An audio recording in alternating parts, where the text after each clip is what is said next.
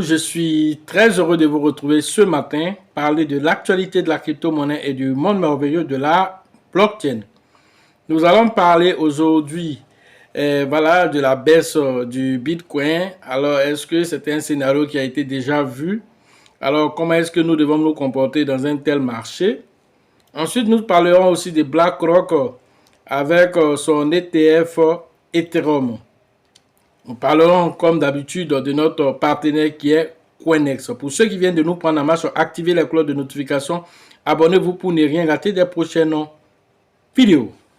Voici maintenant l'instant de notre partenaire Coinex. C'est une plateforme assez intuitive qui permet à l'utilisateur de la crypto-monnaie d'interagir avec plusieurs plateformes 2 en 1. Voilà, car vous avez la plateforme centralisée qui vous offre une expérience utilisateur assez intuitive.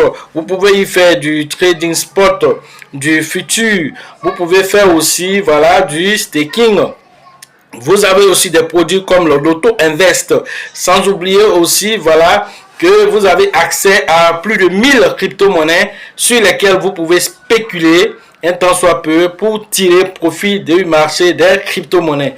Alors, c'est une plateforme qui présente plusieurs autres produits tels que Coinex Wallet, qui est la partie décentralisée de cette plateforme.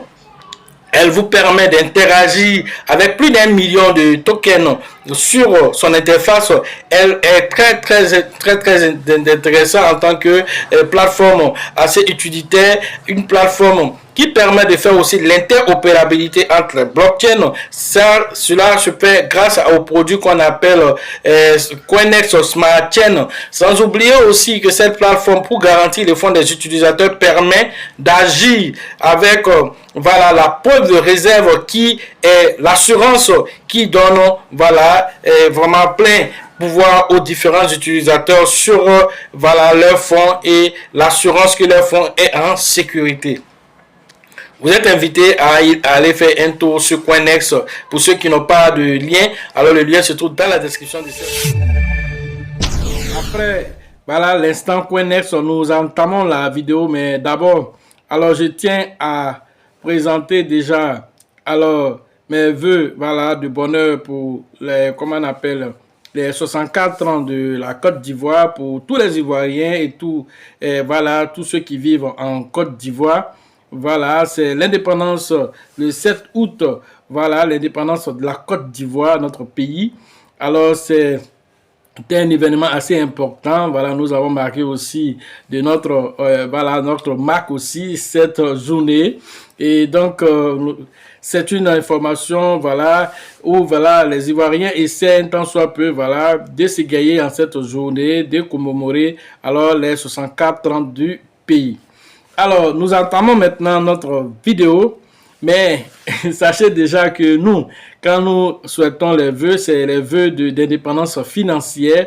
Alors, les vœux d'indépendance financière, parce que lorsqu'on est indépendant sur le plan financier, alors tous les autres plans vont venir s'articuler et nous allons atteindre nos différents objectifs dans la paix intérieure. Car celui qui n'a rien, ne peut prétendre être indépendant. Alors, la vidéo du jour, il s'agit notamment du Bitcoin qui a chuté jusqu'à 56 000 $. Alors, beaucoup de personnes paniquent dans le marché pendant que, nous, à notre niveau, nous voyons plein d'opportunités dans ce marché. Alors, si vous savez analyser, vous saurez que, il y a plein de choses qu'on peut faire actuellement dans le marché.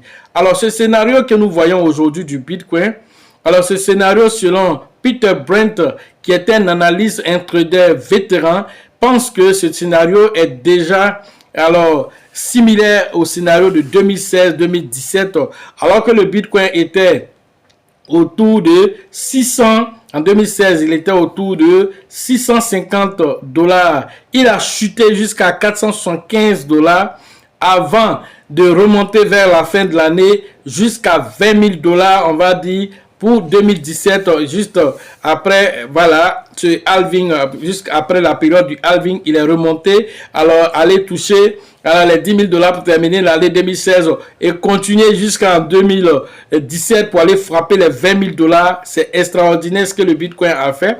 Alors, Peter Brent, c'est le même scénario qui est en train de se passer et il a même dit que le même scénario aussi s'est passé lors du bull market 2020 aussi, où le Bitcoin était presque arrivé autour de, 49 000 $, il est allé jusqu'à 65 000 $, il a chuté pour venir qu'à 49 000 $.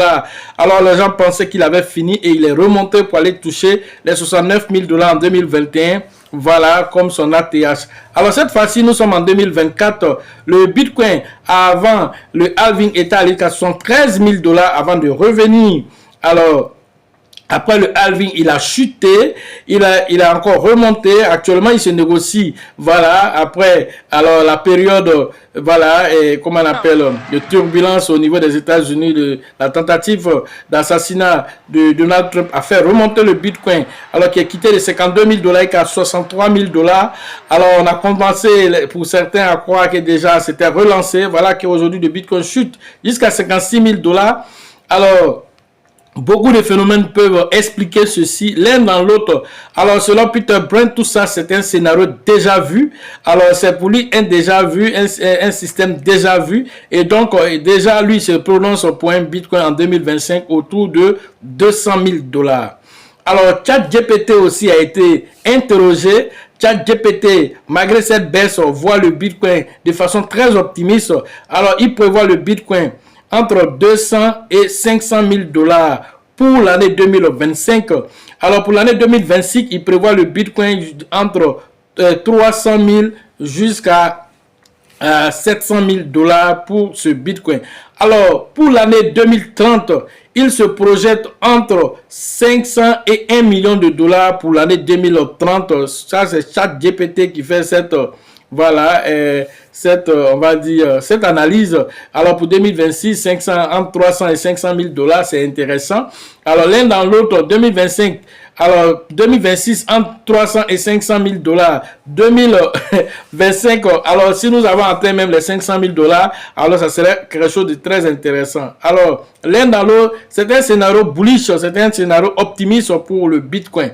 Alors, quand nous voyons tous ces scénarios qui sont assez optimistes par rapport au Bitcoin, alors est-ce qu'on doit s'alarmer alors que nous voyons beaucoup d'opportunités sur le marché? Pour ceux qui savent lire entre les lignes, verront ces opportunités. Alors, il faut être dans une certaine dynamique de formation pour pouvoir détecter les pépites de ce moment-là.